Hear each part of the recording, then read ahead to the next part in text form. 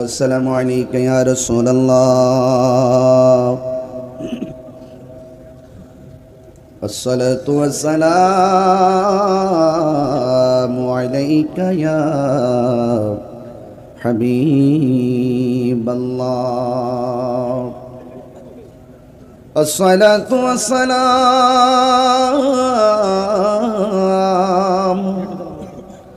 عليك يا شفيع المذنبين. الصلاة والسلام عليك يا رحمة للعالمين. الحمد لله الحمد لله حمدا حمدا والشكر لله شكرا شكرا الذي خلقنا ورزقنا لا تأخذه سنة ولا نوم. والصلاة والسلام على أشرف الأنبياء والمرسلين وعلى آله وأصحابه وأزواجه وذريته أجمعين الذي أرسله بالحق بشيرا ونذيرا وداعيا إلى الله بإذنه وسراجا منيرا. إن الله وملائكته يصلون على النبي يا أيها الذين آمنوا صلوا عليه وسلموا تسليما. اللهم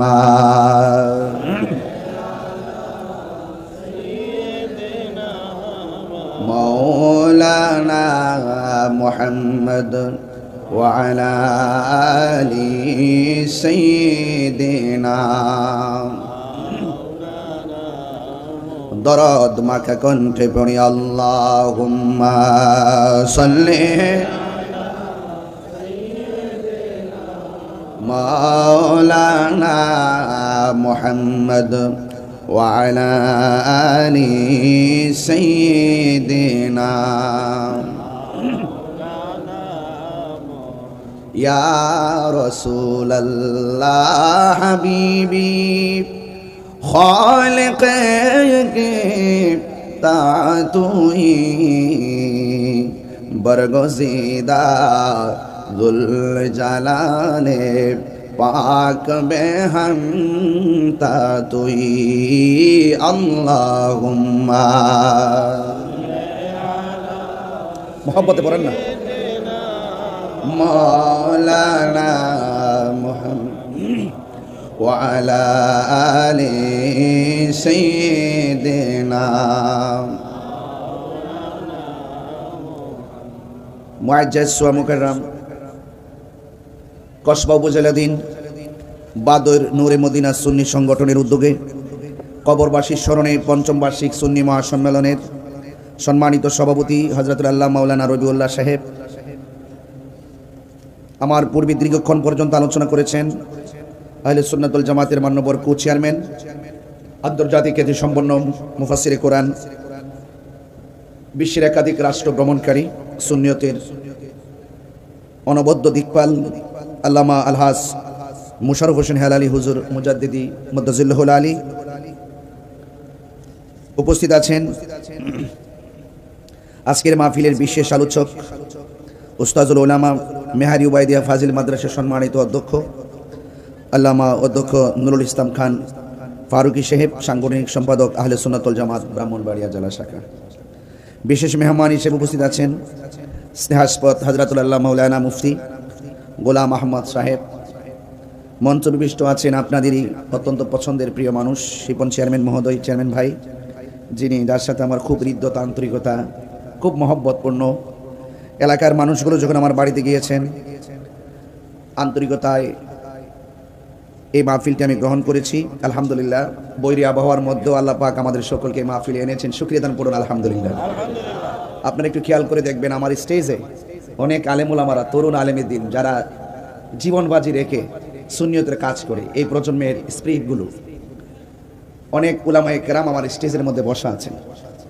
বাদয়ের বাসী আসলে কমপ্লিটলি আপনারা অনেক সৌভাগ্যবান যে আসলে ওয়াজের এখন যে মাসটা, এই মাসটা কিন্তু গরমের সিজন, বৃষ্টি বাদলার সিজন। বিভিন্ন কারণে এই মাহফিলে অনেক উলামায়ে কেরামদের শুভ আগমন হয়েছে। আলহামদুলিল্লাহ পড়েন না সবাই। অনেক জাইয়েদ মাহের তরুণ আলেমে দিনগণ আমার স্টেজে আছেন। আমি সকলকে আমার পক্ষ থেকে অভিনন্দন, মোবারকবাদ জানাচ্ছি।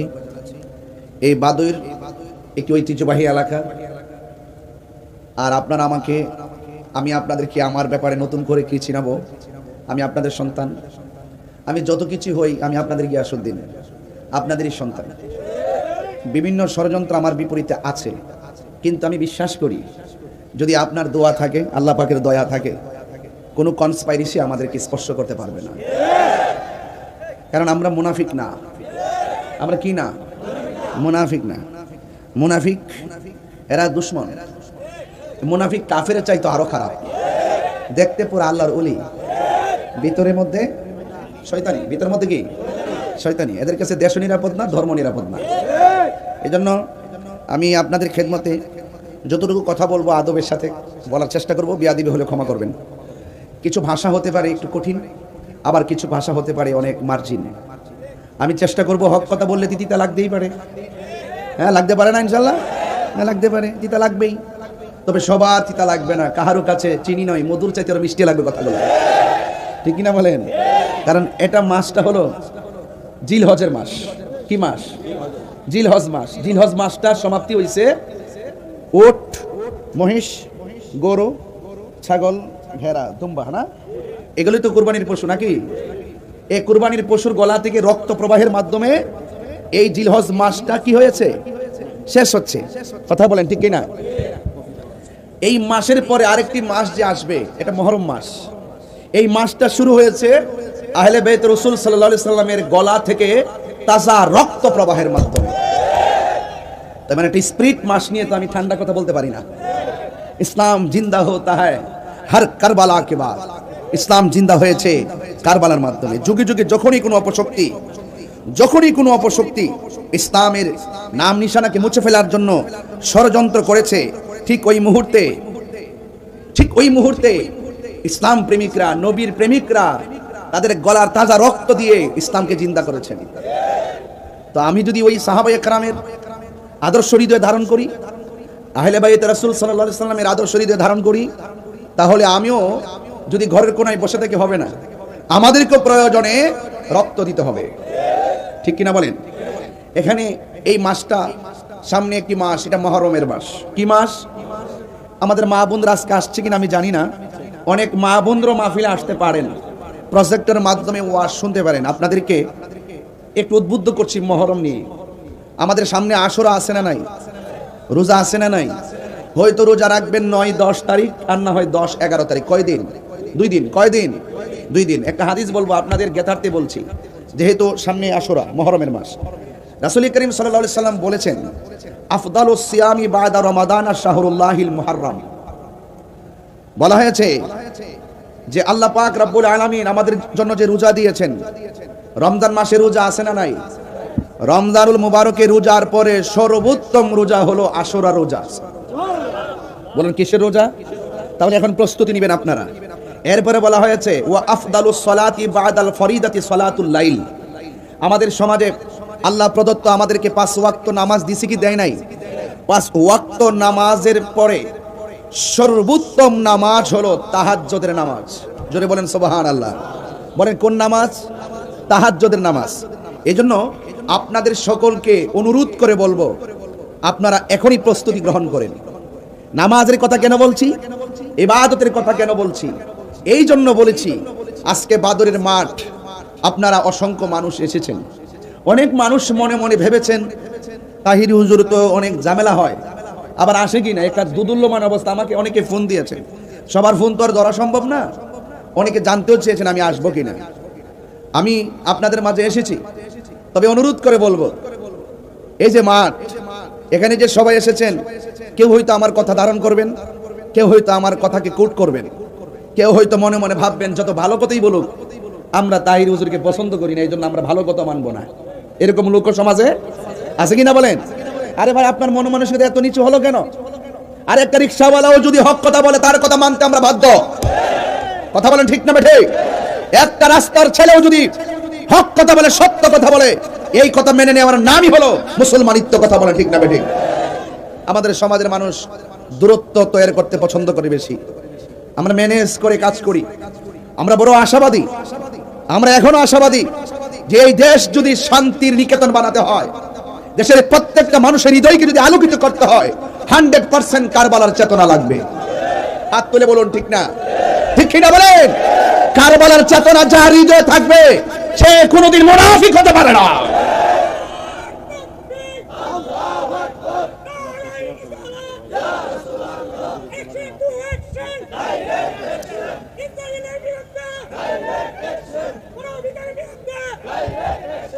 আমার ভাইয়েরা,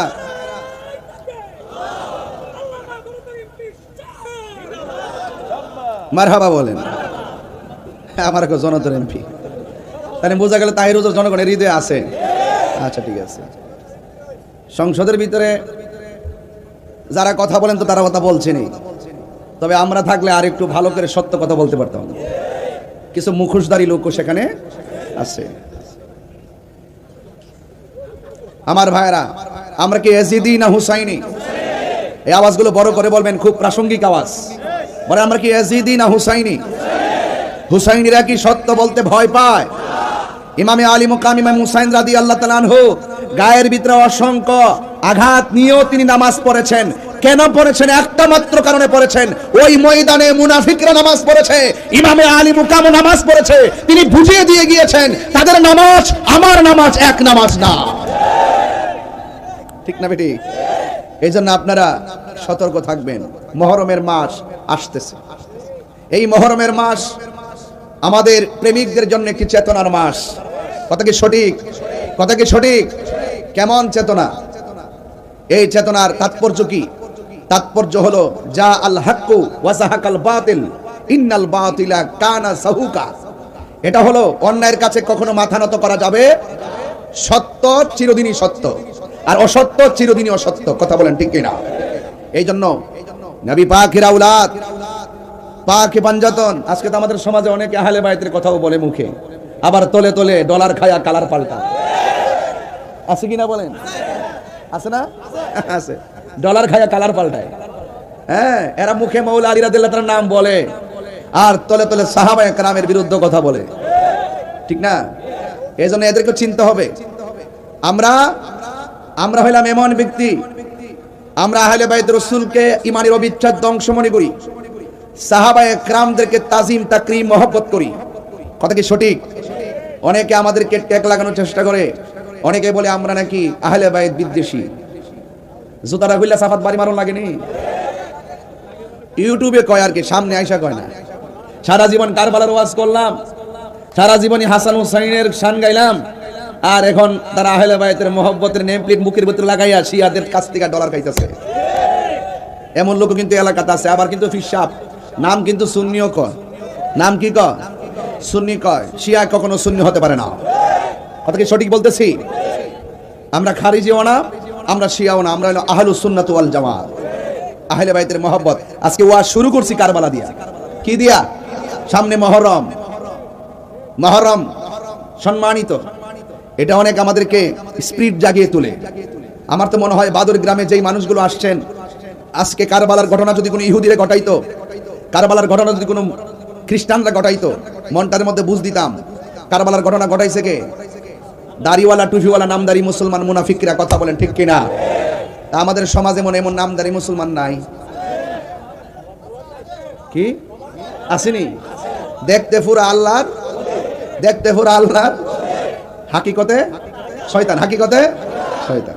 এই জন্য যেহেতু দুনিয়া ছেড়ে চলে যেতে হবে, জানের মায়া তো করে লাভ নাই। আমরা একটু ইমানের মায়া করব, ইমানটা যেন নিয়ে মরতে পারি। কথা কোন ঠিক না বেটি? এই জন্য আহলে বাইত আমাদের মাথার তাজ, এতে কোনো সন্দেহ নাই। এই জন্য রাসূল করিম সাল্লাল্লাহু আলাইহি সাল্লাম বলেছেন যে আহলে বাইত হলো নূহ নবীর কিস্তির মতো। কার মতো? নূহ নবীর কিস্তির মতো। নূহ নবীকে যারা মেনেছেন তারা কিস্তির মধ্যে উঠেছেন, বেঁচে গিয়েছেন। আর যারা নূহ নবীকে মানে নাই, তারা কিস্তিতে উঠে নাই, তারা প্লাবনের মধ্যে ডুবে মারা গেছে। আর আমার আহলে বায়াত হলো নূহ নবীর কিস্তির মতো। তাদের মহব্বত যার অন্তরে থাকবে, পৃথিবীর কোনো বাতিল নামক অপশক্তি তার ঈমানকে লুণ্ঠন করতে পারবে না। বুঝতে পেরেছেন? এই জন্য আপনাদের সকলকে আমি সতর্ক করছি, প্রথম যেমন একটা জামানার মধ্যে আসছি, এই জামানাতে যত বাটপারি করা যায় সমাজে তার মূল্য বেশি। কথা কি সঠিক কিনা? যত চিটিং করতে পারবে, যত লেবাস ধরতে পারবে, যত বাপ শব্দের কথা বলতে পারবে, এদের মূল্য আবার সমাজে অনেক বেশি। আমরা সমাজের মূল্য আমরা চাই না, আমরা চাই শুধুমাত্র রাসূলের কাছে, আহলে বাইতের কাছে আমরা যদি একটু মুখটা দেখাইতে পারি, এটি আমাদের জন্য অনেক কিছু। কথা বলেন ঠিক কিনা? এই জন্য আল্লাহ রাব্বুল আলামিন বলে দিয়েছেন, বন্ধু আপনি বলে দিন, আল্লাহর হাবিব তার জবান মুবারকে বলছেন, আমি তোমাদের কাছে কিছু চাই না, আমি চাই শুধুমাত্র আমার আহলে বাইতের মহব্বত। রাসূলুল্লাহকে পাথর দিয়ে আঘাত করেছে, রাসূলুল্লাহর পিঠ মুবারক রক্ত দিয়ে লাল করে ফেলেছে, পাথরের মধ্যে হেলান দিয়ে রাসূল বসেছেন।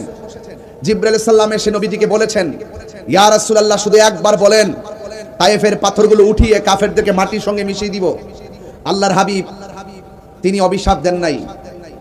রাসূল বলছেন, আমাকে অনেক কষ্ট দিয়েছে, দিনের কল্যাণে কাজ করতে গিয়ে আমি অনেক রক্ত ঝরিয়েছি, এর বিনিময়ে আমি তোমাদের কাছে কিছু চাই না, আমি চাই শুধুমাত্র তোমাদের কাছে আহলে বাইতের মহব্বত। এই আহলে বাইতের মহব্বত ঈমান। আহলে বাইতের মহব্বত বলেন ঈমান, আহলে বাইতের মহব্বত ঈমান। এই ঈমানটা ধরে রাখতে পারলে জীবনটা দাম আছে। এক সাহাবী আমার নবীরে প্রশ্ন করেন, ইয়া রাসূলুল্লাহ আপনাকে কিভাবে সালাম দিব আমরা জানি, কিন্তু নামাজের ভিতরে আপনার উপরে দুরূদ শরীফ পড়ব কিভাবে? আল্লাহর হাবিব বললেন, আল্লাহুম্মা সাল্লি আলা মুহাম্মদ ওয়া আলা আলি মুহাম্মদ, তোমরা আমার উপরে দুরূদ পড়বে এবং ওয়া আলা আলি মুহাম্মদ, আলে মুহাম্মদ মানে আহলে বাইত, আমার আহলে বাইতের উপরে দুরূদ শরীফ পড়বে। চিৎকার মেরে বলেন সুবহানাল্লাহ। তো আপনি মনে মনে অনুধাবন করে দেখুন তাদের অবস্থানটা কি। আরেকটু ভেঙে দিচ্ছি এই প্রজন্মের জন্য। জান্নাত 8টা, যেরকম জান্নাত কয়টা? এই 8টা জান্নাতের প্রত্যেকটা গেটে গেটে আহলে বাইত আছে না নাই? মৌলা আলী রাদিয়াল্লাহু তাআলা আছে না নাই? মা ফাতেমা জোহরা রাদিয়াল্লাহু তাআলা আনহা আছে না নাই? হাসান হুসাইন আছে না নাই? তাহলে আল্লাহ হলো জান্নাতের খালেক। আল্লাহ কি? আল্লাহ হলো জান্নাতের খালেক, আর আমার নবী হলো জান্নাতের মালিক। আমার নবী কি? জান্নাতের মালিক। এবং ওই পাক পাঞ্জাতের 5 জন জান্নাতের চাবি নিয়ে গেটে গেটে দাঁড়ায় থাকবে। আর এই দুনিয়ার ভিতরে মোল্লাগিরি করো, মুন্সিগিরি করো, জীবনে মুখের ভিতরে আহলে বাইতের আলোচনা শুনি না, পাঞ্জাতের ওয়াজ শুনি না, কারবালার ওয়াজ শুনি না। আমরা যখন এই ওয়াজগুলো করি আমাদেরকে ফতোয়াজি করে অনেকেই। একটা কথা মনে রাখবেন, আহলে বাইতের বিরুদ্ধে, ইমামে হাসান হুসাইন রাদিয়াল্লাহু তাআলা আনহুর বিরুদ্ধে যারা কথা বলবে, কাগজে কলমে লিখে রাখেন, দলিল মূলে লিখে রাখেন, তারা কখনো আমার নবীর সুপারিশ পাবে না। আমার নবীর সুপারিশ পাবে না। আর আমল কম হতে পারে, জীর্ণ শীর্ণ হতে পারেন, ঈমানটা তাজা আছে, দেখবেন আপনি হাসরের মাঠে মূল্যায়ন পাবেন। আমাদের দেশে তো কিছু লোক আছে, একটা তো আছে আধা পাতলা, আমির হামজা নামে একজন। এত এটা আধা পাতলা, এটা মেন্টাল হয়ে গেছে। এইটা যে কি কয় কি না হ্যাঁ নিজেই জানে না। এ বলতেছে আমার নবী না কি কোনো উপকারই করতে পারবে না। আচ্ছা, এই কথা যেই ব্যক্তি কয় এর কি কোনো এলেম আছে? হ্যাঁ, এলেম নাই। এই জন্য এদেরকে বলি এখনো সময় আছে, ভালো করে লেখাপড়া করো। আমার নবীজি নাকি কোনো উপকার করতে পারবে না, এই কথা যারা বলে তার মানে বুঝতে হবে 100% ওরা নবীর দুশমন। ওরা কি? নবীর দুশমন।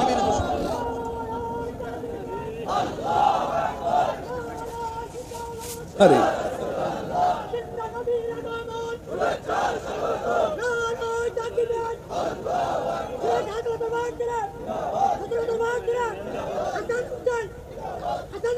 বাবা বসুন, বসুন। আপনি পুরো ওয়াজের মধ্যে আর একবার সুযোগ পাবেন। এখন দিয়ে দিবেন না পরে দিবেন? পরে না? আচ্ছা ঠিক আছে, তাহলে এখন আর দিবেন না, ঠিক আছে? দিবেন, যখন দিবেন দিবেন, কিন্তু আর একবার দিবেন। হ্যাঁ ইনশাআল্লাহ। আপনাদের কি কষ্ট হইতেছে? আমি একটু ঘাটে ঘাটে নাও লাগাইতেছি। কি লাগাইতেছি? এই ঘাটগুলো জানার দরকার আছে। এগুলো ইমানের ঘাট, এগুলো না জানলে কপালে দাগ ফেলাইলেও লাভ হবে না। ঠিক আছে কিনা বলেন? এই জন্য ঘাটগুলো মনে রাখবেন। যারা বলে নবী উপকার করতে পারবে না, আচ্ছা কোন তো দেখি আমার নবী উম্মতের জন্য সুপারিশ করবেন, এটা কি কোনো সন্দেহ আছে? নবীটিকে ক্ষমতা দিয়েছেন কে? এরপর নবী যদি আমাদের জন্য সুপারিশ করে, এটা কি আমাদের জন্য উপকার না? এই উপকার না? এই জন্য আপনাদেরকে অনুরোধ করবো, সতর্ক থাকবেন। এখন অনেকে বলবেন হুজুর আপনি নাম ধরে বলছেন, ওনার তো অনেক অনুসারী আছে। আরে বেটা, অনুসারী আছে, তোরা কেমন অন্ধ হইলি? তোর কি বিবেক নাই? যেই ব্যক্তি নবীর বিরুদ্ধে কথা বলে, সে যত বড় হুজুর হোক, এর পিছনে ঘোড়া মানি হলো দালালি। কথা বলে ঠিক না বেটে? আরে বেটা, আমার তুই মন্দ কর, আমার শব্দ গোষ্ঠী নিয়ে গালি দে, আমার বাপ তুল্লা গালি দে, আমার মা তুল্লা গালি দে, আমাকে গালি দে, যেই ব্যক্তি আমার রাসূলুল্লাহর শান মান সাত সিফাত নিয়ে অস্বীকার করে কথা বলবে, রাসূলুল্লাহর শান মান নিয়ে কটূক্তি করে কথা বলবে, সে যত বড় আলেম হোক, তাকে আমরা আলেম মনে করি না।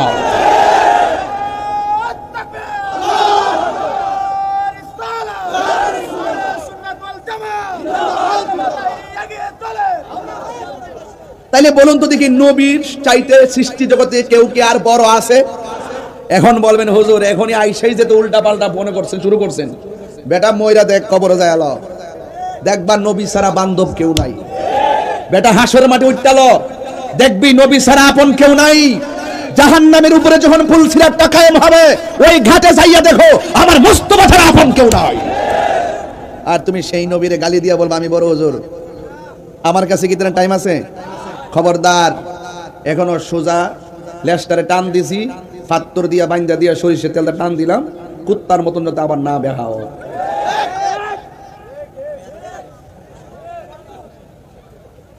এখন বলুন আমরা কি ইয়াজিদি না হুসাইনি? মহরমের তাৎপর্যের দাম কম না বেশি? বলেন সন্তান দেওয়ার মালিক কে? ইজ্জত দেওয়ার মালিক কে? এবার আসুন একটু সামনে বাড়ি। হাসান হুসাইনের হাতে ধরলেন এইভাবে, আখাযা বিয়াদি হাসানিন ওয়া হুসাইনিন।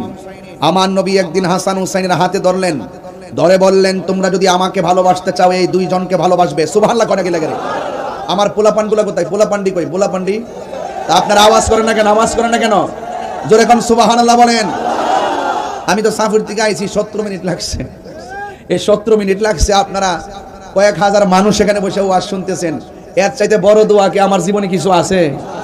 আপনারা আমার শক্তি, আপনারা আমার অনুপ্রেরণা। এই জন্য আওয়াজটা বড় করে বলবেন, বলেন ইয়া হুসাইন, বলেন ইয়া হুসাইন, শাহ হুসাইন। এই যে হাত এভাবে ধরে বললেন, কেউ যদি আমাকে ভালোবাসতে চাও আমার হাসান হুসাইনকে ভালোবাসো। শুধুমাত্র তাই নয়, ওয়া আবাহুমা, তাদের বাবাকে ভালোবাসো। শুধুমাত্র তাই নয়, ওয়া উম্মাহুমা, তাদের মাকে ভালোবাসো। তোমরা যদি এই চারজনকে ভালোবাসো, আমি নবী বলে দিলাম তোমরা জান্নাতে আমি নবীর পাশাপাশি থাকবে। যাদেরকে ভালোবাসলে নবীর পাশে থাকা যায়, এদেরকে ভালো না বেশি কি পারা যায়? বলেন তাদেরকে ভালোবাসতে হবে, সিদ্ধান্ত কার? আল্লাহর। গভীর মনোযোগ, বেশি লম্বা চূড়া আলোচনা করব না, সময় মতো মাইকটা ছেড়ে দিব। বাদইরের বাবারা, ও কসবার বাবারা, খাওড়ার বাবারা, আমি তাহিরিকে নতুন করে চিনাইবার কিছু নাই। মনে বড় কষ্ট লাগে, মানুষ জেনে শুনে কিভাবে সত্যকে গোপন করে। আরে টাকা তো যে কোনো মানুষ রুজি করে, টাকা পেলে, বান্ডেল পেলে মানুষ কেমনে সত্য গোপন করে ফেলে। ইসলাম ইসলাম অনেক মানুষ বলে রে বাজি, সময় মতো ইসলামের কথা কয় না। বান্ডেল পাইলে ইসলামের কথা আর কেউ বলে না। ও বন্ধু, আমি আপনাদের এই খেদমতে মুহররমকে সামনে রেখে কিছু কথা বলে যাব। ও আমার মা, ও আমার বাদইরের মা, শুনে যান আমার কথা। আমার আল্লাহ রাব্বুল আলামিন কুরআনুল কারীমের মধ্যে সুন্দর করে বলে দিয়েছেন। আমার আল্লাহ বলেন, কুল লা আসআলুকুম আলাইহি আজরান ইল্লাল মাওয়াদ্দাতা ফিল কুরবা। আল্লাহ রাব্বুল আলামিন কয়, বন্ধু দেখেন, আল্লাহ নিজে কয় না, বন্ধু আপনি বলেন। তার মানে বোঝা গেল নবী হলো আল্লাহর সাক্ষী। নবী কি? নবী আল্লাহর সাক্ষী, তার বাস্তব প্রমাণ। আল্লাহ রাব্বুল আলামিন বলেন, কুল হুয়াল্লাহু আহাদ আল্লাহুস সামাদ লাম ইয়ালিদ ওয়া লাম ইউলাদ ওয়া লাম ইয়াকুল লাহু কুফুয়ান আহাদ। আল্লাহ বলে, ও বন্ধু আপনি বলে দিন আমি আল্লাহ হলাম এক। আল্লাহ বাদুরি গ্রামে নেমে এসে বলে নাই, কসবার জমিনে আল্লাহ মাটিতে নেমে এসে বলে নাই। আল্লাহ রাব্বুল আলামিন তার বন্ধু নবীকে দিয়া সুন্দর করে তার ওয়াহাদানিয়াতের স্লোগান সমাজে প্রচার করে দিলেন। আল্লাহ বলে, ও বন্ধু আপনি বলে দিন আমি তোমাদের গুনাহ শুধু মাফ করবে না, যারা তেলাওয়াত করবে আমার আল্লাহ তেলাওয়াতকারীর বাবা মার গুনাহ মাফ করে দিবে। আমার পাশে মাদ্রাসা আছে, ওরা শুনতেছে আমার ওয়াজ, ভালো করে শুনেন কি বলি। আমার ভুল হলে আমার দইরেন, কানে দইরা সংশোধন হয়ে যাব। হায়রে সূরা ইখলাস এত দামি, আমার নবী আপনার নবী বলেন যারা সূরা ইখলাসটা অন্তরে মনে প্রাণে ধারণ করবে, একদিন তো আমি ওমরে যাব, শিপন ভাইও দুনিয়া ছেড়ে চলে যাবে, কেউ দুনিয়াতে থাকবে না রে, কেউ থাকবে না। কিসের তো ধাক্কা ধাক্কি, কিসের তো ঠেলা ঢিলি? আরে আমিও তর্ক করছি, তুমিও তর্ক করছো, তর্ক করতে করতে মানুষ একদিন দুনিয়া ছেড়ে চলে যাচ্ছে। যদি পারেন সংশোধন হয়ে যান, যদি পারেন একসঙ্গে বসে সংশোধন হয়ে যান। অনুরোধ আল্লাহর হাবিব সাল্লাল্লাহু তাআলা আলাইহি ওয়াসাল্লাম বলেন, উম্মত কেউ যদি মহব্বতের সাথে সূরা ইখলাস তেলাওয়াত করে, আর একদিন যদি মানুষটা মারা যায়, মারা গেলে বাদুরের কত মানুষ তাহিরির জানাজায় গিয়ে শরীক হবে, শিপন ভাইয়ের জানাজায় তাহিরির মতো কত মানুষ আসবে, অধ্যক্ষ নুরুল ইসলাম খান শাহীন সাহেবের জানাজায় কত মানুষ আসবে। আল্লাহর হাবিব বলে মানুষ মারা গেলে মানুষ জানাজায় যায়, কিন্তু যারা সূরা ইখলাসটারে মহব্বত করে তেলাওয়াত করবে তার জানাজায় মানুষ তো আসবেই আসবেই, কিন্তু তার জানাজার ভিতরে সূরা ইখলাসকে মহব্বত করার কারণে আমার আল্লাহ আসমান থেকে জিবরাইল আর মিকাইলকে তার জানাজার মধ্যে পাঠাইয়া দিবি। এই সূরাটা কি খুব বড় সূরা বলছি ভাই? আমি কি খুব বড় সূরা বলছি? একটু পড়েন না আমার সাথে দরদ লাগাইয়া। কুল হুয়াল্লাহু আহাদ আল্লাহুস সামাদ লাম ইয়ালিদ ওয়া লাম ইউলাদ ওয়া লাম ইয়াকুল লাহু কুফুয়ান আহাদ। আমার বাদইরের বন্ধুরা, সাম্বারি নিম্বারি রাইতলা কাইতলা, ও মন্দারপুরের বাবা, যত জায়গা থেকে এসেছেন সাম্বারির বাবা শুনে যান।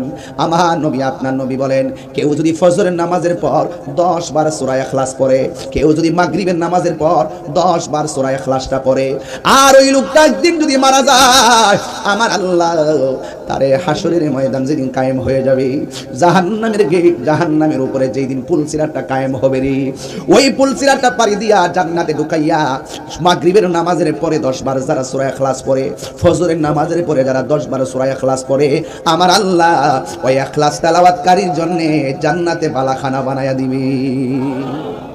এই জন্য আমার যুবক ভাইরা আল্লাহ কয়, ও বন্ধু আপনি বলে দিন আমার আল্লাহর হাবিব বলে, উম্মত রে আমি তোমাদের কাছে কিছুই চাই না, আমি চাই শুধুমাত্র আমার আহলে বাইতের মহব্বত। মহব্বতটা কেমন করা লাগে আমার কাছ থেকে শুনে যান।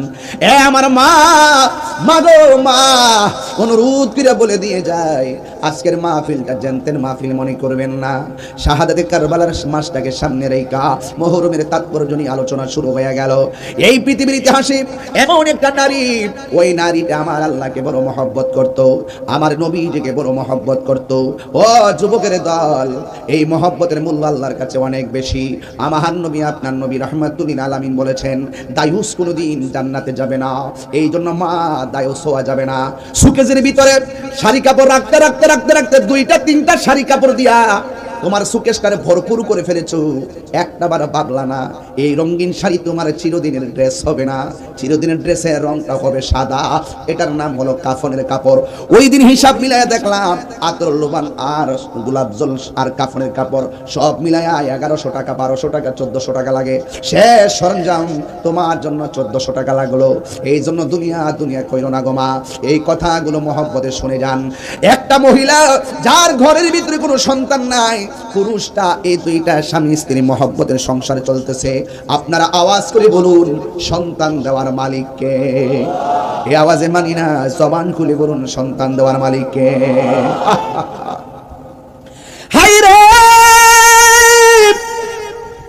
এই এমন কিছু সংসার আছে সন্তান হয় না দেখা পাশের ঘরের মানুষ ধিক্কার দেয়, এর লাগি তোর ঘরে সন্তান হয় না। যেই মহিলাটারে ধিক্কার দেয় এই মহিলাটারে কলজা ফাইটা যায়। আল্লাহ মুখটা দেখাইতাম পারি না, আতর হোক লুলা হোক বুবা হোক, একটা সন্তান দিয়ে মুখের মধ্যে হাসি ফুটাইয়া দাও, আমি সেটা মেনে নিব। আপনারা আওয়াজ করে বলুন সন্তান দেওয়ার মালিককে। জুইনা লিন্নাসি হুব্বুশ শাহাওয়াত, জুইনা লিন্নাসি হুব্বু মিন, কি আয়াত থেকে জানেন? আল্লাহ রাব্বুল আলামিন নারীদেরকে অনেক সুন্দর করে বানাইছে।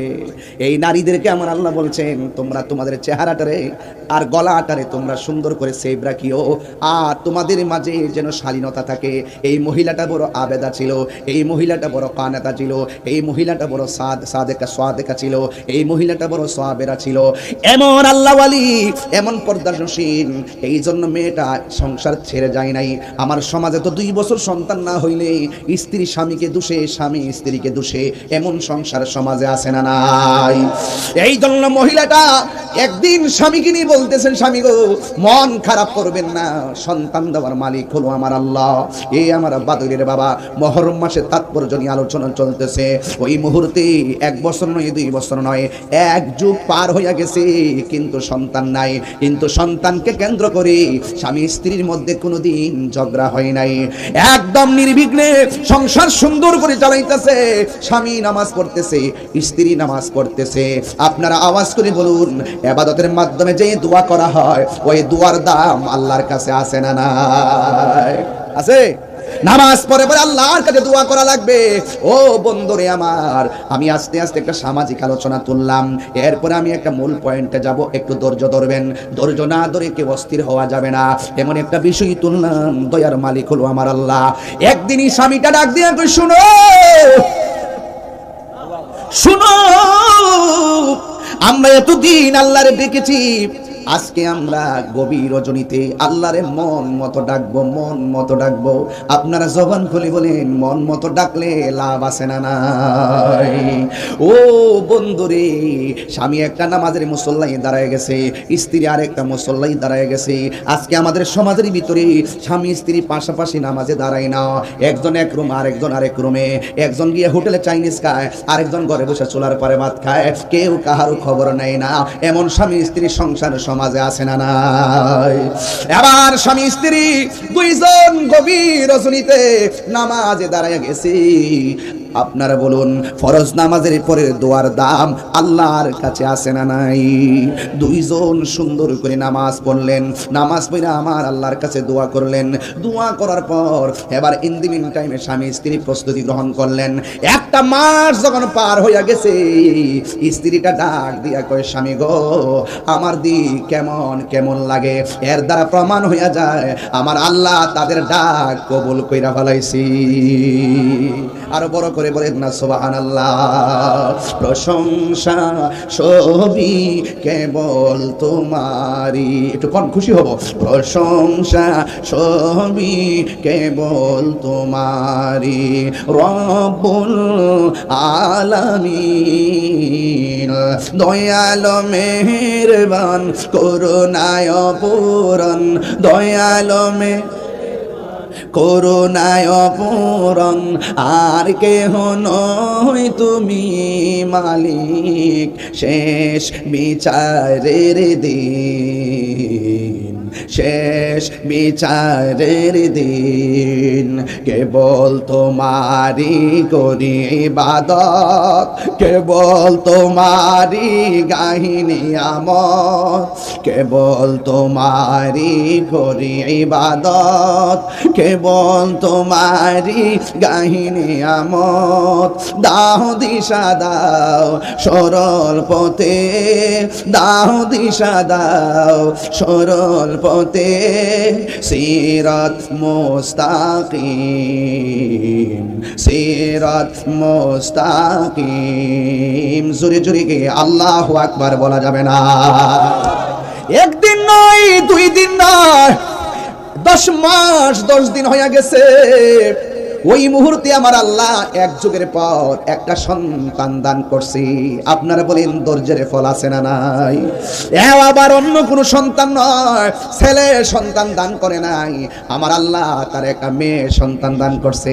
আমার দেশের ভিতরে মেয়ে সন্তান হইলে অনেকে রাগ করে, আছে না নাই? আঙ্গুর সমাজে গাল ফুলাইলা, আঙ্গুর সমাজে কি কয়? গাল ফুলায়। হ্যাঁ, মেয়ে যদি হয় তার মনটা খারাপ হয়ে যায়।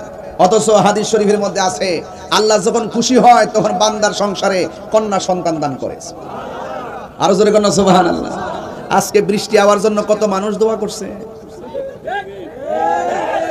হ্যাঁ আছে, অথচ আমরা বৃষ্টি আইলে আরো খুশি, কারণ আল্লাহ যখন খুশি হয় তখন বৃষ্টি নাজিল করে। আজকে খবর নিয়ে দেখেন বাদুড়ের প্রতি ঘরে ঘরে মুরগি জবাই করতেছে। ওই যে মেহমান টেমান আইছে, হ্যাঁ জিয়াইতে আইতেছে, না ঈদ উপলক্ষে অনেকে আইছে। আল্লাহ যখন খুশি হয় বান্দার বাড়িতে মেহমান পাঠায়, একটাতে যখন খুশি হয় তখন আল্লাহ আসমান থেকে বৃষ্টি নাজিল করে। তার চাইতে যদি বেশি খুশি হয় আমার আল্লাহ বান্দার ঘরে কন্যা সন্তান দান করে। আরো বড় করে কোনা সুবহানাল্লাহ। তাহলে এই মহিলাটার ঘরে 12 বছর পরে যে সন্তানটা হয়েছে, এই সন্তানটা হইল কন্যা সন্তান। এও আবার কন্যা সন্তান হয়েছে, চোখ খুলে না, অন্ধ সন্তান হয়েছে। কি সন্তান? অন্ধ। আচ্ছা যাই হোক, মহিলা মনে মনে কয় ল্যাংরা হোক কানা হোক যাই হোক, আল্লাহ তো 12 বছর পরে আমার একটা সন্তান দিছে, কিন্তু মেয়েটা যত বড় হইতেছে তার চোখের মধ্যে ব্যথা আরো বেশি বাড়তেছে। ব্যথা কি? ব্যথা আরো বেশি বাড়তেছে। এখন অনেক কবিরাজ লাগায় কিন্তু তার চোখ ভালো হয় না। আপনারা বলুন তো দেখি, সন্তান যদি মায়ের সামনে ব্যথায় যন্ত্রণায় কান্না করে, এই পৃথিবীর কোনো মা বাবা কি এটা বরদাস্ত করতে পারে? যে কোনো কিছু হোক, মার ব্যথা মা সহ্য করতে পারে। সন্তানের পায়ে একটু নখের মধ্যে কুড়ি হইছে, রাত্রে বেলা ব্যথা করতেছে, দেখবেন মা ঘুমায় না সন্তানের কারণে। সন্তানের পেটে ব্যথা হয়েছে, মা ঘুমায় না। সন্তানের চোখের ভিতরে ব্যথা, মা ঘুমায় না। অনেক ঔষধ সেবন করাইছে, অনেক কবিরাজের কাছে গেল, কিন্তু চোখ ভালো হয় না। ইন দি মিন টাইমে এবার স্বামী ডাক দিয়ে কই, শোনো না, 12 বছর পরে আল্লাহ পাক আমাদেরকে সন্তান দিয়েছেন, যেই প্রক্রিয়ায় আল্লাহকে ডেকেছি, এবার চলো আমার মেয়ের জন্য আল্লাহর কাছে একটু ফরিয়াদ করি, দেখি আল্লাহ নি কোনো মেয়ে আমার কোনো ফায়সালা করেন। এবার রাতের বেলা স্বামী স্ত্রী দুইজন আল্লাহর কাছে দুই হাত বাড়াইয়া রাতের বেলা ঘুমিয়ে গেছে। ঘুমের ঘরে স্বপ্নে দেখতেছে, এ আল্লাহর বান্দা বান্দি, তোমার মেয়ের চোখ যদি ভালো করতে চাও, তোমার বাড়ির পাশে যে জঙ্গল আছে, জঙ্গলের মধ্যে যে বড় গাছটি আছে, গাছের গোড়ায় নিয়ে যাও, গিয়ে দেখবা তোমার মেয়ের চোখের ডাক্তার সেখানে আছে। এবার স্ত্রী স্বামীকে ডাক দিয়া কয়, স্বামী আমি তো গত রাত্রে এই স্বপ্ন দেখেছি, আপনি কি বলেন? কয় না ঠিক আছে, উসিলা করতে অসুবিধা নাই। আমরা উসিলা মানি কি মানি না? জোরে কেন আমরা উসিলা মানি কি মানি না? আঙ্গদেশে অনেক আছে উসিলা মানে না।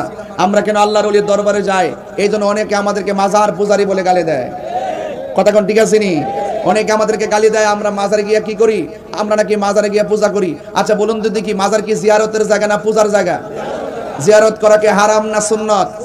আরে বড় করে এখন না, হারাম না সুন্নত? এই সুন্নত পদ্ধতিকে যারা পূজার সঙ্গে তুলনা করে তাদের ঈমান কি আছে না গেছে? এই জন্য বলবো লাগাতার বলবেন না। অনেকে বলে আমরা গিয়ে মাজারে সেজদা করি। আপনারা কি দেখেছেন আমরা কখনো মাজারে সেজদা করেছি? আপনারা কি দেখাইতে পারবেন যে সুন্নিরা কোন মাজারে গিয়ে সেজদা করেছে? কোন জায়গায় কোন মাজারের ভিতরে কে বা কারা হঠাৎ করে আপ্পা দিয়ে হয়ে গেছে গা, হে কি লেগে পড়ছে পাগল, হে গেছি গাছ না কি লেগে পড়ছে, হে এর ব্যাকের কাছ থেকে নৌ না কি লেগে যায় পড়ছে। আমরা কোন সময় মাজারে গিয়ে সেজদা করি না। আমরা লাগাতার বলে কিছু হইলো আমরা মাজার পূজারি, আমরা মাজার পূজারি, এইভাবে এমন ভাবে ট্যাগ দেওয়া শুরু করে। আচ্ছা মাজারের মধ্যে দুই একজন যাই গিয়া, মাজারের ভিতরে দুই একজন যাই যায় যদি কোনো সমাজ বহির্ভূত কোনো কাজ করে, এটা হলো বিচ্ছিন্ন একটা ঘটনা, এগুলো আমরা সমাধান করব। কথা কোন ঠিক না বেটি? কিন্তু লাগাতার যখন পুরা সুন্নি অঙ্গনকে মাজার পূজারি বলে টেক দিবেন, এর দ্বারা আপনাদের সঙ্গে আমাদের দূরত্ব কি কমবে না আরো বাড়বে? আরো কমবে না বাড়বে? প্রতিহিংসার বশবীত হয়ে মিথ্যা অপবাদ দেওয়ার শাস্তি কতটুকু এটা তো আপনারা ভালো করে জানেন। মাথা ব্যথা হয়েছে বলে গলা কেটে ফেলে দিয়েন না। আমাদের সমাজে অনেক মাদ্রাসার ভিতরে তো অনেক ধরনের অপ্রীতিকর ঘটনা ঘটে কি ঘটে না? তাই বলি কি আমরা মাদ্রাসা ভাঙ্গালামো? তাই বলি কি মাদ্রাসা ভেঙে ফেলতে হবে? এটা বিচ্ছিন্ন ঘটনা করতে পারে, শাস্তি দিতে হবে, তাদেরকে আইনের আওতায় আনতে হবে। এক কথা কোন ঠিক না বেটি? আপনি হুট করে জানগা মাজার ভাঙবা লেগে সাহস তো কম না, ঠেঙ্গের নালা কিন্তু ভেঙ্গালামো। কেল্লা আবার মাজারের মধ্যে আয়া যাও, ঠেঙ্গের গোড়ে কিন্তু ঠাকতলা করে দিলাম। এগুলো করতে করতে করতে খাইতে খেতে ফেট আয়, আর কইতে কইতে মুখ খায়, তাহেরি কিন্তু এই দেশে বাইক যাওয়াই না ফিরান না, একটা কথা কইয়া দিলাম, সাবধান কইয়া দিলাম। হ্যাঁ, কোন ধরনের কোনো মাজারে যদি কোনো অসামাজিক কাজ হয়, আমরা সেটা অসামাজিক কাজ প্রতিরোধ করবো। কোনো মাজারে যদি শরীয়ত বহির্ভূত কাজ হয়, আমরা সবাই মিললে সেটা প্রতিহত করব। কিন্তু ঢালাও ভাবে আল্লাহর নবীর মাজারকে ভাঙার জন্য নির্লজ্জ যারা আসবে, তাদের ঠ্যাং ভেঙে বুড়িগঙ্গায় ভাসায় দিবেন ইনশাআল্লাহ।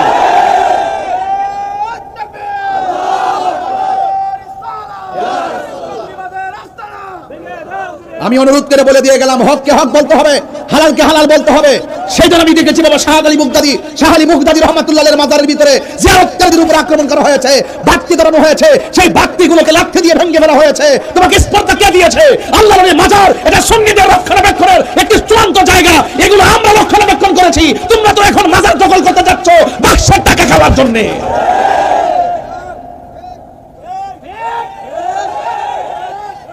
আমি সবাইকে বলছি না, যারা যায় তাদেরকে বলছি। বাবা শাহপরানের মাজার যখন ভাঙতে গেছে তখন আমি বুঝতে পারছি ওরা ইবনু আব্দুল ওহাব নজদির প্রেতাত্মা। এই দেশে ইসলাম আনছে কারা? আরে কথা কোন ইসলাম আনছে কারা? তো ওলি আল্লাহদের মাজার ভাঙলে কি আর কিছু থাকে? সাহসটা কত? এই কনসেপ্ট মাথায় ঢুকছে কিভাবে? ওই ঢুকছে ইবনু আব্দুল ওহাব নজদির প্রেতাত্মার লাইন হয়ে এদিকে ঢুকছে। আমি সাবধান বলে দিলাম, সতর্ক করছি আপনাদেরকে, এই দেশে ওলি আল্লাহর বিরুদ্ধে অবস্থান নেবেন, খুদাই গজব মাথার উপরে এসে পড়বো। পলাইবার জায়গা পাইতেন না, আসমান থেকে এমন গজব আইব, এই গজবে সব ভাইসা যাবে। কথা কোন ঠিক না বেঠিক?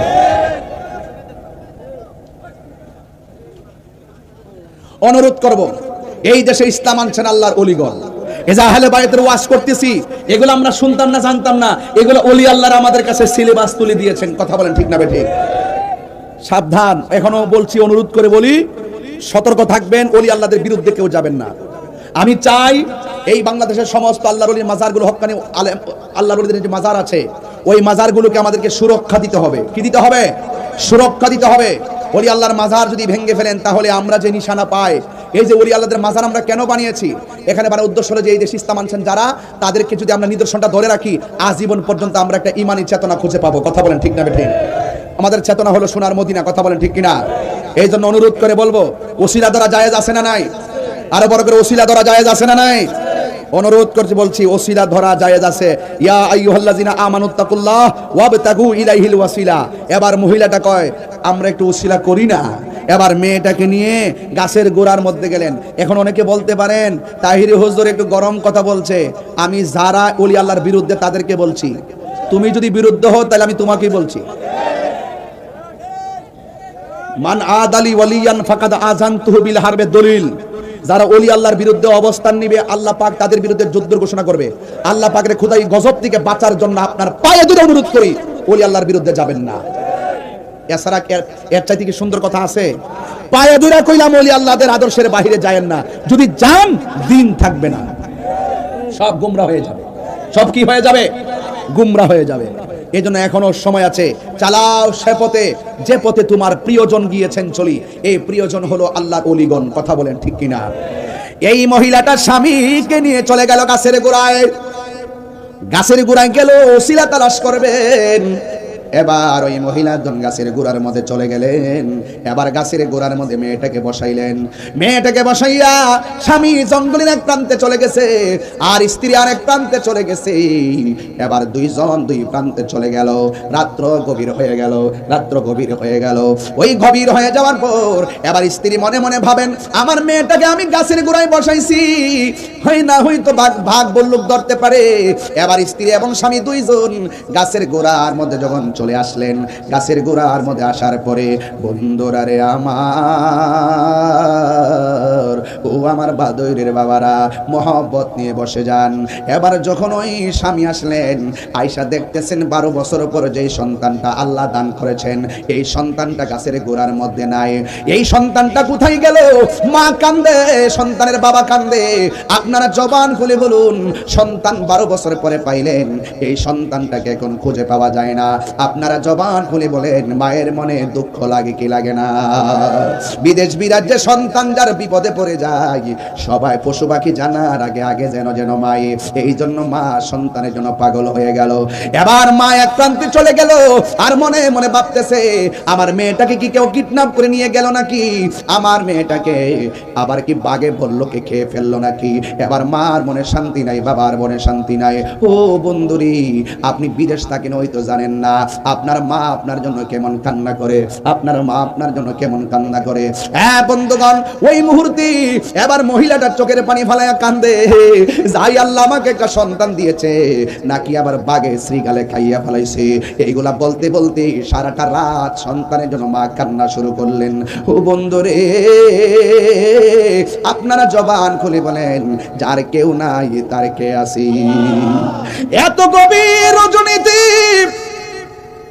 স্বামী একদিকে, স্ত্রী আরেক দিকে, সারাটা রাত সন্তানটাকে খুঁজে পাই নাই।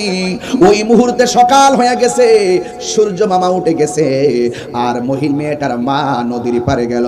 জঙ্গলের পারে একটা পাহাড়ে কোনা দিয়া সূর্যটা উঠেছে। ওই জায়গার মধ্যে যখন গেলেন, মা দুঃখিনী তাকাইয়া দেখতেছেন এই মেয়েটাকে আগের দিন থেকে রাত্রে বেলা খুঁজে পাওয়া যায় নাই। হঠাৎ করে তাকাইয়া দেখেন এই মেয়েটা উড়নাটা ছড়াইয়া সূর্যের দিকে তাকাইয়া রইছে। এবার মেয়ের মা পিছন দিকে ডাক দিয়া কয়, মা গো, হারানো মাকে পাইলি মার বেদন কেমন লাগে। যেই মা হারানো সন্তান পায় সে বুঝে হারানো মেয়েকে খুঁজে পেলে তার অনুভূতি কি। এই পৃথিবীর মধ্যে সবাই দোয়া করে স্বার্থ নিয়া, আর মা দোয়া করে একমাত্র নিঃস্বার্থ ভাবে।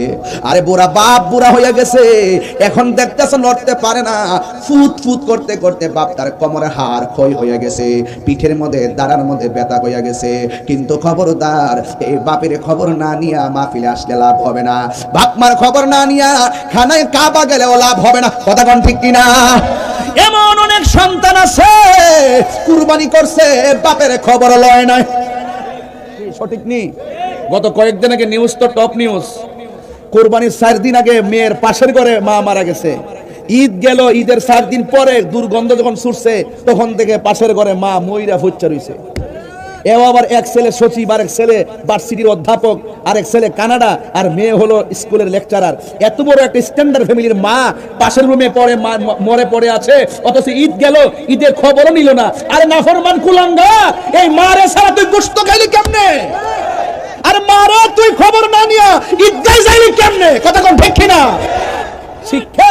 আরে নূরজাহান, মহিলার নাম হলো নূরজাহান, আর নূরজাহান এই সন্তানটারে বুকের তাজা রক্ত পানি কইরা সন্তানকে শিক্ষিত বানাইছে, কিন্তু কুলাঙ্গার সন্তানরা মানুষ হতে পারে না। এই কথা বলেন ঠিক?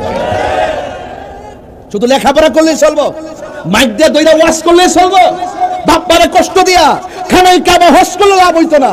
তাহির একটু কড়া কথা কই দিক্কা, একটু আগে মাজারের কথা কইছি কি রে, দুষ্কর সদিককে কইছি, এখন সচিবের বিরুদ্ধে অবস্থান নিলাম কেন? তুই ওই কুলাঙ্গার সন্তান মায়ের সঙ্গে নাফরমানিমূলক আচরণ করেছে দেখা আমি তার বিরোধিতা করেছি। আবার কেমন দেখেন, যখন পুলিশ তারা জেরা করতে গেছে তখন সে পুলিশের হয়রানি দিকে বাঁচার জন্য মায়ের মাতৃত্বকে অস্বীকার করছে। তাই এমন ঘটনা বাদরেও আছে, এমন ঘটনা ব্রাহ্মণবাড়িয়াও আছে, এমন ঘটনা প্রতি সমাজে সমাজে ঘটতেছে, কিন্তু আমরা বুঝতেছি না। এমন বহুত মা বাপ সন্তানের দেওয়া পাহাড় পরিমাণ কষ্ট লইয়া দুনিয়ার থেকে শ্বাসটা ফালাইয়া বিদায় হয়ে গেছে। সামাজিক ভাবে সন্তান মাটি দিয়ে ঠিকই, কিন্তু মনে মনে কই মরছে ভালোইছে। এমন কুলাঙ্গার সন্তান প্রত্যেকটা সমাজে আছে, আছে না নাই বলেন? এই জন্য অনুরোধ করব, বাপ তারা ধমক মাইরা তাহিরের সামনে ওয়াজ শুনবেন আর মনে করছেন যে করে নাম করে লাইছেন, মা বাপরে কষ্ট দিয়া মক্কা মদিনায় গিয়ে হজ করছেন আর মনে করছেন আল্লাহর লামাই লইছেন। সাবধান কইয়া দিলাম, মা বাপরে কষ্ট দিয়া খানায় কাবায় গেল লাভ হবে না। যেই ফিসাব কইব মা বাপ লাগতো না, আমি তো তোর সব, এটা ফিসাব না, এটা সকাল বেলার বাই ফেসাব।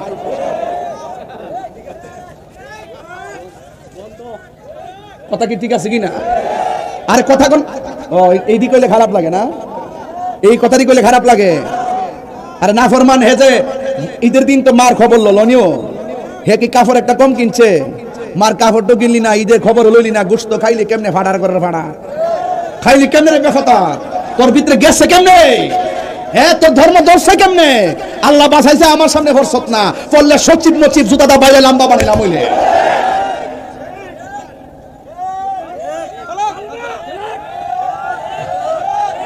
কথা কি সঠিক? কথা কি সঠিক? আপনি খবর নিয়ে দেখবেন, মা এত কষ্ট করে সন্তানকে এত লেভেলের বিসিএস ক্যাডার বানাইছে, সচিব বানাইছে। অধিকাংশ মা বৃদ্ধাশ্রমে বাস করে। আর বিদেশ যে নে মারে, আপনারা তো মনে করুন আরে বাপরে বিদেশ লয়ে গেছে মা বাপরে, বাচ্চা রাখবার লাগে নে, বাচ্চা রাখবার লাগে, কাফুটি দয়া রাখবার লাগে, সবাই না যারা নে আর ঘেরারে কইছি খবর লয়ে দেখছি সারাদিন বাচ্চারা হে আর আইন্দা বাইন্দা খাওয়া ওই দিন, বুঝছেন না? খবরদার খবরদার, দাদি নাতিরে রাখবার আরাম কইরই, তোমার কয়ার সালাকি করে রাহন লাগতো না। এমন করে সন্তান আছে তাদের নিয়ত খারাপ, সবার কথা বলছি না, অনেক মা বিদেশে যাওয়ার পরে অসংখ্য কষ্ট দিন কাটাইতেছে, তাদের দুঃখ বলার জায়গা পায় না। বাংলাদেশের কিছু ফুলামান আছে ইদানিং মানে নেশা টেশা করে, এরা নেশার টাকা না পাইলে বাপ মারে কষ্ট দেয়, বাপ মারে টেহা দিবার লাগে চাপ দেয়, গান জুটারি এবারে কি শুধু আরে এর অবস্থা তো হস না, আল্লাহ জানে, আল্লাহ জানে। ফোরটা চেক দে, এখন বহুত মানুষ আছে ফোহড়ো ফোহড়ো বাবা লয়া ঘুরে, আজকে দেখ এর যে টেহা দিবে হেরে মা ডাক দিব, কথা কন কথা ডাক, কথা কন ঠিক না বেবে। এখন আওয়াজ করে ফেলা পান্ডি কো নেশা কি চলবো? তোরই কস না, তোরই আবার খাস, সাবধান কইয়া দিলাম আল্লাহর ওয়াস্তে, ফাঁক পান্ডাতে দোয়াই দিয়া কইলাম আল্লাহর ওয়াস্তে, যে নেশা করে হের ব্যক্তি জীবন শেষ, যে নেশা করে হের পারিবারিক জীবন শেষ, যে নেশা করে হের ঈমান শেষ, যে নেশা করে লাস্টে কুত্তার মতন মরে। এখন বলো নেশা কি চলবে না বন্ধ হবে? আরো বড় করে এখন চলবে না বন্ধ হবে? নেশা কি চলবে না বন্ধ হবে? আল্লাহর ওয়াস্তে আমরা নেশা খাবো, নেশা করব এবং নেশাখোরের সাথে দুস্তি পাতবো। মনে রাখবেন সঙ্গগুণে লোহাও কিন্তু জলে বাসে। একটা বন্ধু যদি মনের মতো বাছাই করতে না পারেন, এই বন্ধু আপনার গাঙ্গ বাসাই দিব। কথা বলেন ঠিক না বেটি? হ্যাঁ, দেখছেন না ইদানিং এখন কিন্তু বন্ধু খুঁজে পাওয়া যায় না, যারাই সম্পর্ক করে সব লাভে আর লোভে। কথা কন ঠিক না বেটি? প্রকৃত বন্ধু এমন বানাইবেন, এক দুইজন বানাইবেন, রাতে 3টার পরে ফোন দিলে যদি কয় দোস্ত কই আছো, দোস্ত ঘুমাই রইছি, দোস্ত আমার মা তো অসুস্থ, আর এই কথা শুন না তোমার বন্ধু অ্যাম্বুলেন্স দিয়ে বাড়িতে হাজির হইব, এমন দোস্ত বানাই দিব। কথা কন ঠিক না বেটি? রাজি আসেনি সবাই? কারা কারা রাজি দুই হাত তুলে দেখেন ইনশাআল্লাহ। নারে তাকবীর, নারে রিসালাত, আহলুস সুন্নাত ওয়াল জামাত, আহলুস সুন্নাত ওয়াল জামাত। আমরা সবাই নবীর পক্ষে আছি না নাই? ও বন্ধুরে, কষ্ট হইতাছে? এবার মেয়েটাকে মা খুঁজে পাইলেন জঙ্গলের পাশে। সকালবেলা সূর্য উঠে গেছে গো। সূর্য উঠে যাওয়ার পর এবার মেয়েটার মা পিছন দিক দিয়ে ডাক দিলেন। এবার মেয়েটা ওড়নাটা গায়ের মধ্যে দিয়ে মায়ের চেহারা দিকে তাকাইলেন। মেয়েটা ডাক দিয়া কয়, মা গো, তোমার চোখের মধ্যে কেন পানি দেখা যায়? এবার মেয়েটার মা ডাক দিয়া কয়, মা গো, তুমি আমার চোখের মধ্যে পানি দেখলা কেমনে? কই, এই তো দেখতেছি তোমার চোখের মধ্যে পানি দর দর করে ঝরতেছে। মেয়ের মা ডাক দিয়ে কয়, মা, তুমি না চোখে দেখো না, হঠাৎ করে তুমি আমার দিকে তাকাইয়া কিভাবে আমার চোখের পানি তুমি দেখলাও? এবার মেয়েটা ডাক দিয়ে কয়, মা গো, তুমি যদি আমার চোখের দেখার ব্যাখ্যা জানতে চাও, তাইলে যেই গাছের গোড়ার ভিতরে আমাকে বসায়া দিয়া গেছিলা, ওই গাছের গোড়ায় আমার নিয়ে যাওয়া লাগবে। এবার মেয়ের বাবা মেয়ের মা দুইজন তারে গাছের গোড়ার মধ্যে নিয়ে গেল। এবার মেয়েটার মা ডাক দিয়ে কয়, মা গো, তুমি কিভাবে চোখ ভালো হয়ে গেল? তোমার চোখের পরিবর্তনের রহস্য আমাকে বলো না। মেয়েটা ডাক দিয়া কয়, মা গো, ও আম্মা জান, আপনি যখন আমার চোখের ব্যথার জন্য অনেক ডাক্তার লাগাইলেন, অনেক কবিরাজ লাগাইলেন, কিন্তু আমার চোখের পরিবর্তন হয় না। মা, শেষ পর্যন্ত আপনি স্বপ্নে আদিষ্ট হইয়া আমার গাছের গোড়ায় নিয়ে আসলেন। যখন আপনি চলে গেলেন, ইন দি মিন টাইমে রাত্র যখন সন্ধ্যা পার হয়ে গেল, এবার দিনে দিনে রাত্রটা গভীর হয়ে যাইতেছে, কিন্তু আপনার আমার কাছে আসেন নাই। মা, হঠাৎ করে আমার কানের মধ্যে বাঘের গর্জন আসলো, বল্লুকের গর্জন আসলো, শ্রীগালের গর্জন আসলো। আপনারা জবান খুলে বলেন, যার কেউ নাই তার কে আছে? আল্লাহ রাব্বুল আলামিন বলেন, ওয়ালামু আন্নাল্লাহা মাআল মুত্তাকিন। যার কেউ নাই তার আল্লাহ আছে। তোমার ডানে বিপদ, বামে বিপদ, সামনে বিপদ, পিছনে বিপদ, তোমার অন্তরে যদি আল্লাহর ভয় থাকে, আল্লাহর উপরে তাওয়াক্কুল থাকে, দেখবেন তোমাকে আমার আল্লাহ অন্ধকার থেকে আলোর পথে নিয়ে আসবেন। আমার আল্লাহ রাব্বুল আলামিন বলেন, আল্লাহু ওয়ালিয়ুল্লাযিনা আমানু ইউখরিজুহুম মিনাজ যুলুমাতি ইলান নূর। আল্লাহ রাব্বুল আলামিন তোমাকে অন্ধকার থেকে আলোর পথে নিয়ে আসবেন যদি আমার আল্লাহ তোমাকে বন্ধু হিসেবে হিসেবে গ্রহণ করে ফেলে। হ্যাঁ বন্ধুরে, এই মেয়েটা ডাক দিয়া কয়, মাগো আপনি আমার এখানে বসায় গেলেন। চতুর্দিকে বাঘ বল্লুকের আওয়াজ। হঠাৎ করে আমি মনে মনে ভাবলাম আপনারও আমার পাশে নাই, এখন চতুর্দিকে বাঘ আসতেছি, আমি চোখে দেখি না, মনে হয় যেন বাঘে আমারে খাইয়া ফেলাইবো। ওই মুহূর্তে আমি একমাত্র ভরসা করলাম একজনের উপরে। জবান খুলে বলেন তিনি কে?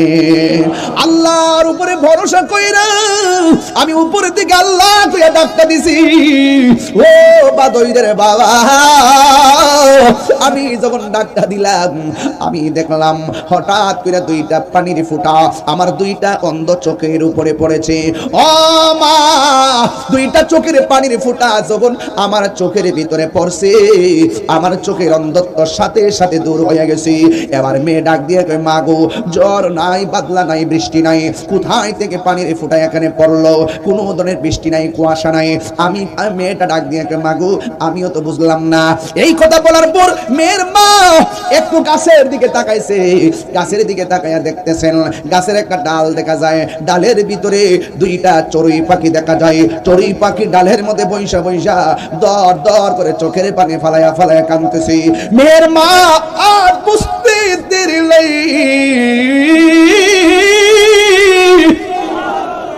হায়রে জ্বরের পানি না, বৃষ্টির পানি না, চড়ুই পাখি কান্দেছে আর চড়ুই পাখির ফোঁটা পড়ছে। কিন্তু মহিলা তো বোঝে না চড়ুই পাখি কেন কান্দে।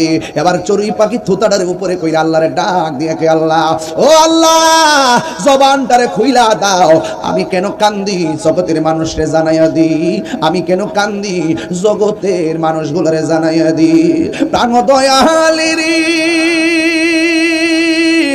আর পরীক্ষার সময় নাই, করো জোরে ক্ষমা চাই, শেষের খেয়া না নিলাই আমারে।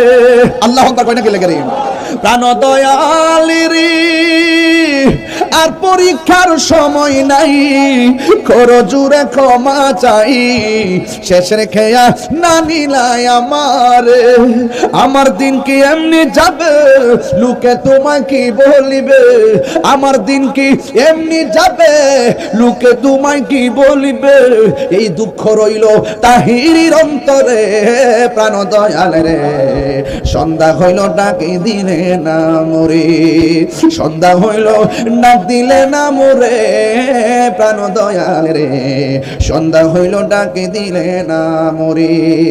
প্রাণ দয়ালে রে, গৃহস্থেরা দলে দলে হাঁস মুরগি কতই পালে, সন্ধ্যা হলে ডাকি দিয়া লয় ঘরে, যার যত পালিত ছিল সকলে তো ঘরে নিল, যার যত পালিত ছিল সকলে তো ঘরে নিল, আমি একা রইলাম অন্ধকারে, প্রাণ দয়ালে রে, সন্ধ্যা হইল ডাকি দিলে না মরি, সন্ধ্যা হইল ডাক দিলে না মরে, প্রাণ দয়ালে রে, সন্ধ্যা হইল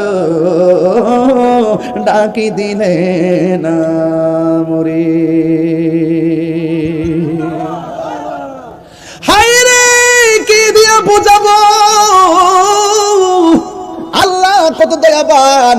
এবার চড়ুই পাখির জবান খুলে দিছে কে? চড়ুই পাখি ডাক দিয়া কে, আল্লাহর বান্দি গো, আমি কেন কান্দি জাননি? কয় কেন? কয় আজকের দিনটা কোন দিন জাননি? কয় কোন দিন? কয় আজকের দিনটা হলো আশুরার দিন, মুহররমের 10 তারিখের দিন। জোরে কোন সুবহানাল্লাহ। ও কাদ্দার মে হ্যায় হাউজে কাউসার কা পীনা, मैं प्यासा नहीं हो पिलाया गया हो, अल्लाह जाने जे माथा झुका तो আল্লাহরই দরবারে সে মাথা কাটিল এজি দোষী মারে। আল্লাহ লিখেন যে মাথা ঝুকাতো আল্লাহরই দরবারে সে মাথা কাটিল এজি দোষী মারে। শাহাদাতের মর্যাদা লাভ করেছি, শাহাদাতের মর্যাদা লাভ করেছি। আমি মরেছি এমন নয়, জিন্দা হয়েছি।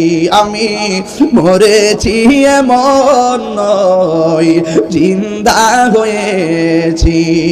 ওহে কুফাবাসী, আমায় মুসাফির ভেবো না, আমি এমনিতে আসিনি, দাওয়াতে এসেছি। শাহাদ মেহমান বানিয়ে কি যে কষ্ট দিল, আমি কাঁদিতে আসিনি, কাঁদানো হয়েছে। আজকের দিনটা কোন দিন? আজকের দিনটা হলো মুহররমের 10 তারিখের দিন। আকাশে কান্দে, বাতাসে কান্দে, কান্দে দরিয়ার পানি।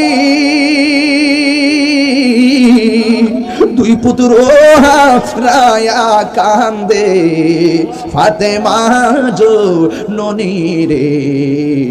হায়রে আমার সোনার চন্দ্রমণি।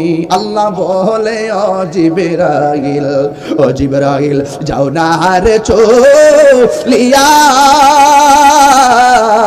70,000 ফেরেশতা নামাও জানাজার লাগিয়া রে। হায়রে আমার সোনার চন্দ্রমণি।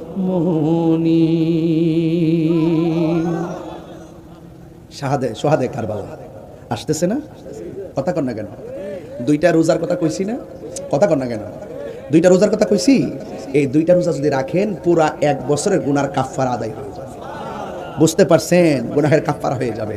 এই জন্য আপনারা এই মুহররমের 10 তারিখ, 11 তারিখ অথবা 9 তারিখ, 10 তারিখ রোজা রাখবেন এবং কারবালার মাস আসতেছে, তাদের বেদনায় বিদুর হবেন এবং যেই চেতনায় ইমাম হুসাইন রাদিয়াল্লাহু তাআলা শহীদ হয়েছেন, ওই চেতনাকে হৃদয়ে ধারণ করবেন। দেখবেন চড়ুই পাখি হুসাইনের আহলে বাইতের প্রেমে কান্নার কারণে চোখের পানি পড়ে যদি অন্ধচক্ষু ভালো হতে পারে, আমি ফেদ করি, বিশ্বাস করি, আমরা যদি হাই হুসাইন এবং আহলে বাইতের মহব্বতে অশ্রুসিক্ত নয়নে আমাদের প্রেমকে নিবেদন করতে পারি, তাহলে এই চোখের পানি জাহান্নামের আগুনকে নিভাইয়া দিবে। কথা বলেন ঠিক না বেঠিক? এটা কি মনে থাকবে সবার?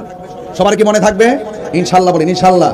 আল্লাহ আপনাদের সকলকে পবিত্র মুহররমের আদর্শ, মুহররমের চেতনা হৃদয়ে ধারণ করার তৌফিক দান করুন, আমিন বলেন।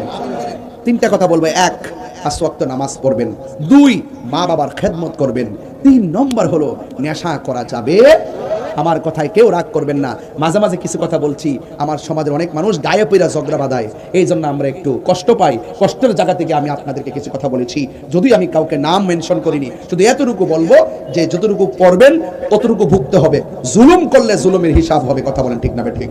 আসুন দাঁড়িয়ে নবীর সালাম দেব। ইয়া নবী সালাম